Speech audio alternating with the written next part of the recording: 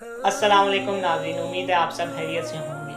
میں ہوں آپ کا ہوسٹ محمد حسن حیدری، اور میرے ساتھ موجود ہیں آل نبی اولاد علی علامہ پیر سید وسیم شاہ صاحب، اور آج 3 سفر ہے۔ ہم شاہ صاحب سے امام محمد باقر علیہ السلام کی ولادت ہے، تو ان کے حوالے سے شاہ صاحب سے ہم ان کی زندگی کے بارے میں شاہ صاحب سے سنیں گے۔ ونصلی علی رسول الکریم، اما بعد، فاعوذ باللہ من الشیطان الرجیم، بسم اللہ الرحمن الرحیم۔ الصلاۃ والسلام علیک یا رسول اللہ وعلی آلک واصحابک یا حبیب اللہ۔ بہت ہی محبت کے لائق عزیزم حسن حیدری صاحب، آپ کا اور آپ کی ٹیم کا بہت شکریہ۔ اللہ تعالیٰ آپ کو جزائے خیر عطا فرمائے، اور جن ہستیوں کی یاد کو آپ تازہ کر رہے ہیں، اللہ تعالیٰ ان کا خصوصاً آپ کو فیض عطا فرمائے۔ آمین۔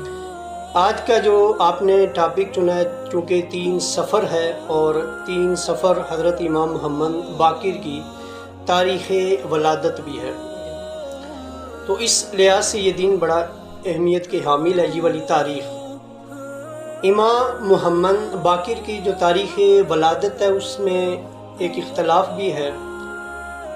امام محمد باقر کے تاریخ میں جو دن ہے وہ جمعہ کا ہی ہے سب کے نزدیک، اور جو سن ہے وہ 57 ہجری کا ہے سب کے نزدیک۔ البتہ یہ والا اختلاف ہے کہ بعضوں نے 3 سفر لکھا ہے اور بعضوں نے 1 رجب لکھا ہے۔ 3 سفر ہو یا 3 رجب ہو، ہم چونکہ نسبتوں والے لوگ ہیں، تو ہم 3 سفر کو بھی ان کا دن منائیں گے، اور 1 رجب آئے گی تو میں آپ سے عرض کروں گا آپ پھر منائیں، اس لیے کہ اگر یہ دن ہو تو اس دن کی نسبت بھی ہمیں حاصل ہو، اور اگر وہ دن سچا ہے تو اس دن کی نسبت بھی حاصل ہو۔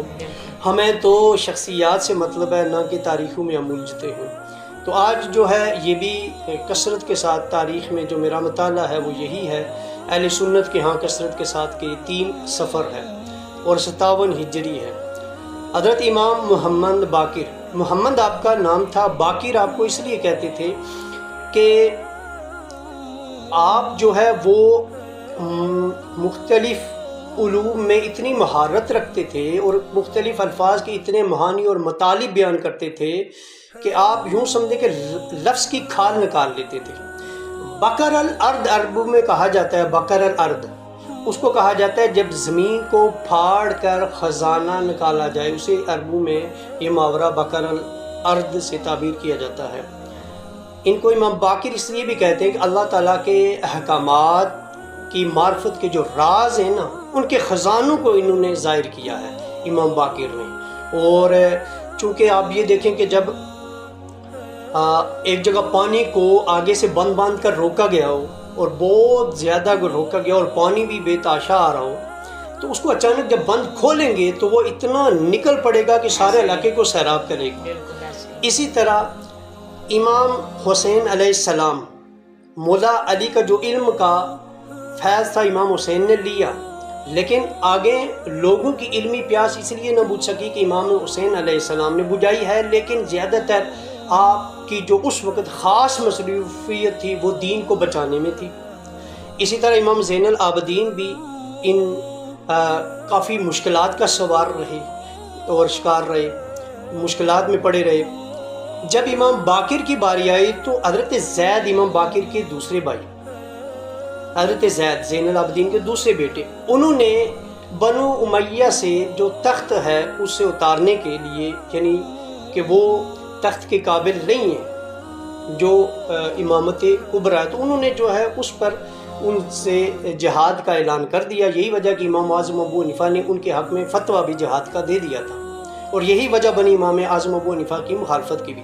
تو امام باقر نے پھر لوگوں کی علمی پیاس بجھانے کے لیے یہ آپ نے قدم اٹھایا، اور آپ 3 مشغلوں میں مصروف تھے۔ زیادہ تر آپ عبادت کرتے تھے، اس کے بعد آپ کافی گریہ کیا کرتے تھے، کربلا کے واقعے کو خصوصاً یاد کر کے، کیونکہ امام باقر کی پیدائش ہے 57 بالاجماع، اور کربلا کے وقت آپ کی عمر 3 سال تھی، اور آپ نے قید و بند کی وہ ساری صحبتیں سفر کی آپ کی آنکھوں کے سامنے کی ہیں۔ اس وقت آپ 3 سال کے تھے، کربلا کے ثانیہ کی آپ شاہد ہیں اس عمر میں بھی۔ تو آپ نے پھر اس کے بعد جو ہے جب حضرت امام زین العابدین کی شہادت ہو گئی، آپ کو بھی زہر دیا گیا، تو امام باقر نے پھر جو ہے نا وہ علمی قدم اٹھایا اور آپ بڑے بڑے اس زمانے کے بڑے بڑے جو علمی احباب تھے، علمی دلچسپی لینے والے لوگ تھے، وہ آپ کے آگے زانو تلمذ بھی چاہتے، جن میں امام اوزائی بھی شامل ہیں اور امام ظاہری بھی شامل ہیں اور بڑے بڑے محدثین شامل ہیں، جنہوں نے آ کر امام باقر سے علم کا فیض حاصل کیا اور اپنی پیاس علمی بجھائی۔ جی قبلہ، امام محمد باقر علیہ السلام کے ننیال اور ددیال کے بارے میں تھوڑا سا بتائیں۔ امام محمد باقر کا ننیال اور ددیال دونوں جا کر مولا علی سیدہ فاطمہ سے ملتا ہے۔ امام محمد باقر خود بیٹے امام زین العابدین علی یوسف کے تھے اور وہ امام حسین اور پھر مولا علی۔ اسی طرح آپ کی جو والدہ ماجدہ تھی وہ فاطمہ بنت حسن تھی، یعنی امام حسن آپ کے نانا تھے، اور اس لحاظ سے بھی مولا علی سے۔ لیکن آپ کا سسرال بھی بڑا عظیم ہے۔ آپ سسرال کے لحاظ سے آپ کی جو زوجہ محترمہ ہے وہ حضرت ام فروہ ہے، اور ام فروہ پڑھ پوتی ہیں حضرت ابوبکر صدیق کی۔ ابوبکر صدیق کے جو بیٹے محمد بن ابوبکر، ان کے بیٹے قاسم بن محمد بن ابوبکر، حضرت قاسم کی شہزادی بیٹی کا نام ام فروہ ہے، جن سے امام محمد باقر علیہ السلام نے شادی فرمائی۔ جی قبلہ، کیا محدثین نے ان سے حدیثیں بھی لی ہیں؟ جی ہاں، محدثین نے ان سے حدیثیں لی ہیں۔ امام بخاری نے 112 حدیثیں جو بیان کی ہیں وہ اس راستے سے امام محمد باقر علیہ السلام۔ اسی طرح امام مسلم نے 19 حدیثیں لکھی ہیں۔ اسی طرح حضرت امام ترمذی نے 23 حدیثیں، اور سنن ابو داؤد میں 17 حدیثیں امام باقر سے ہیں، اور مسند احمد میں 56 حدیثیں امام باقر سے، اور نسائی میں بھی 56 حدیثیں۔ اس میں یہ بھی میں آپ کو بتاؤں کہ ان کے سلسلے کو کہتے کیا ہیں۔ محدثین کے ہاں جو حدیث امام باقر نے اپنے والد سے، امام زین العابدین سے، انہوں نے امام حسین سے، انہوں نے مولا علی سے، اور انہوں نے حضور سے روایت کی ہو، اس سلسلے کو سلسلۃ الذہب کہتے ہیں، یعنی کہ سونے کی چین کہتے ہیں محدثین کے ہاں۔ تو امام باقر سے سیاستہ کے اندر بھی احادیث موجود ہیں۔ امام بخاری نے سب سے زیادہ لی۔ جی قبلہ، آپ کی شہادت کے بارے میں تھوڑا سا۔ امام محمد باقر علیہ السلام کا جو دور، آپ نے کافی حکمرانوں کا دور دیکھا، مطلب یزید بن معاویہ سے لے کر پھر معاویہ بن یزید، پھر اس کے بعد مروان بن حکم، پھر مروان کے بیٹے عبد الملک کا، پھر اس کے 2 بیٹوں کا، پھر عمر بن عبد العزیز رضی اللہ تعالیٰ عنہ، پھر اس کے بعد پھر عبد الملک کے 2 بیٹوں کی حکومت، یعنی حشام بن عبد الملک تک آپ نے دور دیکھا۔ حشام بن عبد الملک نے اپنے دور میں گورنر مدینہ کو خط لکھا کہ امام محمد باقر کو میرے پاس بیٹے سمیت دمشق میں بھیجو۔ اس کی نیت یہ تھی کہ میں امام محمد باقر کو اور ان کے بیٹے امام جعفر صادق کو یہاں بلا کر نعوذ باللہ ان کی توہین کروں گا۔ اس نے جب بلایا تو وہ اپنے تخت پہ سامنے بیٹھا ہوا تھا، دائیں طرف بھی اس کی فوج، بائیں طرف بھی فوج، اپنا جاؤ جلال دکھا رہا تھا۔ سامنے اس کے جو ہے وہ ایک نشانہ لگایا گیا تھا جس پر یہ حکمرانی جو طبقہ تھا یہ نشان بازی کیا کرتا تھا۔ پہلے 3 دن تو اس نے امام محمد باقر علیہ السلام اور امام جعفر صادق کو وقت ہی نہیں دیا ملاقات کا۔ پھر تیسرے دن جب ان کو بلایا گیا، چوتھے دن جب بلایا گیا تو اس نے جب یہ داخل ہوئے تو ان سے مطالبہ کر بیٹھا کہ آپ ایسا کریں کہ وہ نشانہ لگائیں تیر سے۔ اب اس کی نیت یہ تھی کہ چونکہ یہ تو جنگ و جدال سے دور رہے اور یہ تلوار بازی اور یہ جو مجاہد ٹریننگ کرتا ہے، چونکہ اس سے دور رہے تو یہ بھول چکے ہوں گے، تلوار بازی کا کام ان کا نہیں ہوگا، تو اس نے ان کی توہین کرنا چاہیے۔ انہوں نے بھی پہلے نہ کی کہ میں یہ کام نہیں کروں گا، تو اس نے اصرار کیا بار بار، تو پھر انہوں نے تیر کمان اٹھایا اور نشانے پہ لگایا۔